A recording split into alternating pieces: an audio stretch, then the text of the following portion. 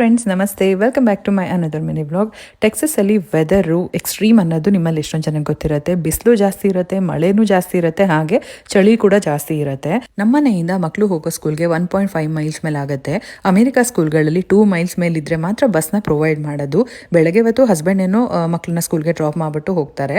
ಆದರೆ ಮಧ್ಯಾಹ್ನ ಕರ್ಕೊಂಡು ಬರೋದಕ್ಕೆ ತುಂಬಾ ಕಷ್ಟ ಆಗುತ್ತೆ. ಯಾಕೆ ಅಂತ ಅಂದರೆ ತುಂಬಾ ಬಿಸಿಲಿರುತ್ತೆ, ಹಾಗೆ ಮಳೆ ಬರೋ ಟೈಮಲ್ಲೂ ಕೂಡ ಕಷ್ಟ. ನಾನು ಹೆಂಗೋ ಹೋಗ್ಬೋದು, ಮಕ್ಕಳನ್ನ ಕರ್ಕೊಂಡು ಬರೋದು ತುಂಬಾ ಕಷ್ಟ.